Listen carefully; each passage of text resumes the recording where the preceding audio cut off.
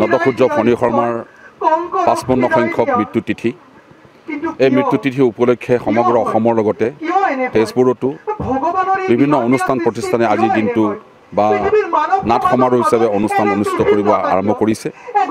আৰু শোণিতপুৰ জিলা প্ৰশাসনে লগতে তেজপুৰৰ বহুতো অনুষ্ঠান প্ৰতিষ্ঠানে একলগ হৈ নটসূৰ্য ফণী শৰ্মাৰ সমাধিস্থল এই সমাধিস্থলত আহি উপস্থিত হৈ তেখেতলৈ শ্ৰদ্ধাঞ্জলি জ্ঞাপন কৰিছে।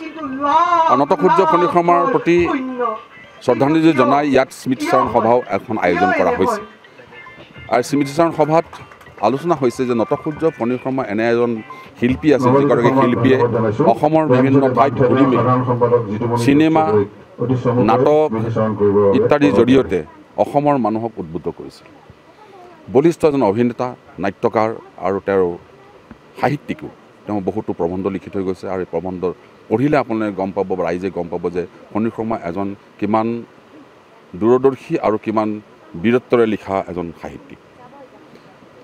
ফণী শৰ্মাৰ এখন নাটক চিৰাজ, ফণী শৰ্মাৰ এখন নাটক ৰূপান্তৰ কৰা নাটক লক্ষীধৰ শৰ্মাৰ চিৰাজ উপন্যাসৰ আধাৰত এইখন নাটক।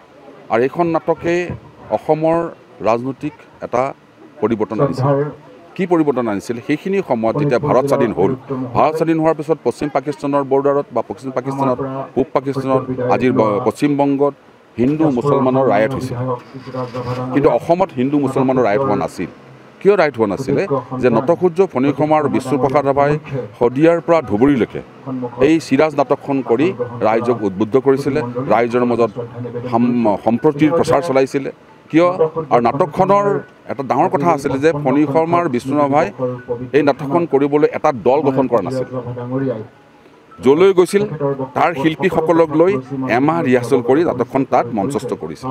ঠিক তেনেকুৱাকৈ বৰপেটালৈ যদি গুচি আহে, বৰপেটাৰ স্থানীয় শিল্পীসকলক লৈ তাত ৰিহাৰ্চেল কৰি তাত নাটকখন মঞ্চস্থ কৰিছিল। আৰু যাৰ কাৰণে এই নাটকখনৰ প্ৰচাৰ আৰু প্ৰসাৰ হৈছিলে। আৰু প্ৰচাৰ আৰু প্ৰসাৰ হোৱাৰ কাৰণেই অসমত হিন্দু মুছলমানৰ ৰায়ট হোৱা নাছিল। এইটোৱে হ'ল সম্পত্তিৰ এটা প্ৰতীক আছিল চিৰাজ নাটকখন। আৰু তাৰ স্ৰষ্টা ফণী শৰ্মা আৰু ফণী শৰ্মাই বিষ্ণুপ্ৰসাদ ৰাভাক লগত লৈ সমগ্ৰ অসমতে এই নাটকখন কৰিছিলে। আজি তেখেতক স্মৰণ কৰিছে। আমি তেখেতৰ প্ৰতি আমি সদায় অসমীয়া ৰাইজ চিৰকৃতজ্ঞ হৈ থাকিম। আৰু তেখেতক আমি তেখেতৰ নাটক তেখেতৰ লেখনিক লৈ আমি আকৌ পুনৰ নতুনকৈ অসমীয়া সমাজত প্ৰচাৰ আৰু প্ৰসাৰ কৰিম। জন্ম মৃত্যুবাৰ্ষিকী উপলক্ষে আমি জিলা প্ৰশাসন দল সংগঠনে মিলি আজি শ্ৰদ্ধাঞ্জলি অনুষ্ঠান সমাপন কৰিলোঁ। আজিৰ এই দিনটোত আমি তেখেতৰ যি কৰ্মৰাজি আছিল, আজি অভিনয় দক্ষতাৰে গোটেই অসমীয়া সমাজখনক এটা সময় উদ্দীলিত কৰি ৰাখিছিল, আজিৰ দিনটোত আমি সোঁৱৰণ কৰিছোঁ। আৰু অসমীয়া জনমানসত তেওঁ সদায় সজীৱ হৈ থাকক। আৰু তেওঁৰ অভিনয় প্ৰতিভাৰে যিদৰে অসমীয়া সমাজখন পৰিচালিত হৈছিল, আজিও সেইধৰণে তেওঁৰ গুণৰাজি সকলোৱে অনুপ্ৰাণিত হ'ব বুলি আশা কৰি আমি আজি তেওঁক শ্ৰদ্ধাঞ্জলি জ্ঞাপন কৰিছোঁ। অখিল গগৈ ডাঙৰীয়া তেজপুৰলৈ আহোঁতে মই নটসূৰ্যৰ বাসগৃহলৈ লৈ আনিছিলোঁ তেখেতৰ অসুস্থ পুত্ৰক লগ কৰিবৰ বাবে। আহি পেলাই যেতিয়া দেখিলে আগদিনা বৰষুণ দি যোৱা সময়ত তেখেতৰ ঘৰত পানী পৰি আছিলে ভিতৰত। আমি গোটেই ঘৰখন চালোঁ। য'ৰ পৰা নটসূৰ্য ফণী শৰ্মাৰ সৃষ্টি হৈছিলে, সেই সৃষ্টি হোৱা জাগাখিনি যদি আজি এনেকুৱা জৰাজীৰ্ণ অৱস্থাত থাকে, তেখেতে নটসূৰ্যদেৱৰ পৰিয়ালৰ পৰা সম্পূৰ্ণ পাৰ্মিশ্যন লৈছে। যিহেতু ময়ো পৰিয়ালৰ সদস্য, পাৰ্মিশ্যন লোৱাৰ ক্ষেত্ৰত ময়ো তেখেতৰ লগত কথা বতৰা পাতি আগবঢ়াইছিলোঁ। আৰু অখিল গগৈ ডাঙৰীয়াৰ উদ্যোগত আজি ঘৰটো মেৰামতি কৰি থকা হৈছে আৰু সম্পূৰ্ণ মেৰামতি আৰু 4 দিনৰ ভিতৰত কমপ্লিট হ'ব। আৰু সেই মেৰামতিৰ পিছত তেখেতৰ যিটো অসুস্থ অৱস্থা, সেই অসুস্থতাখিনি ঠিক কৰিবৰ বাবে অখিল গগৈ ডাঙৰীয়াই নিজা উদ্যোগত গুৱাহাটীলৈ লৈ গৈ সম্পূৰ্ণ চিকিৎসা কৰাৰ দায়িত্ব গ্ৰহণ কৰিছে। যেতিয়ালৈকে ঠিক নহয় তেতিয়ালৈকে ৰাইজৰ দলৰ আৰু অখিল গগৈ ডাঙৰীয়াৰ উদ্যোগত তেখেতৰ চিকিৎসা হ'ব।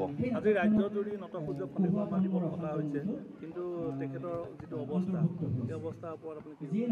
অৱস্থাৰ কথা একো নকওঁ। নটসূৰ্য ফণী শৰ্মা দেৱৰ সৃষ্টিৰাজি আৰু নটসূৰ্য ফণী শৰ্মা দেৱক যিখিনি সন্মান দিব লাগিছিলে, ত্ৰিমূৰ্তি বুলি কয়, বঁটা বাহন দি আছে। কিন্তু আজি জনসংযোগ বিভাগে এটা এডভাৰটাইজমেণ্ট দিবলৈ সময় নাপালে। এনেকুৱা ধৰণৰ স্বীকৃতি, এনেকুৱা ধৰণৰ কথাৰ কাৰণে আমি ভাবিবলৈ বাধ্য হৈছোঁ যে তেওঁলোকে কিয় এনেকৈ এলাগি কৰি ৰাখিছে। নটসূৰ্য ফণী শৰ্মাৰ সৃষ্টিৰাজিক এলাগী কৰিছে মানুহজনটো এজন ইণ্ডিভিজুৱেল কিন্তু তেখেতৰ সৃষ্টিক লৈ তেখেতৰ যিটো নাম সেই নামটোক কিয় এলাগী কৰিছে আমি এইটো বুজি পোৱা নাই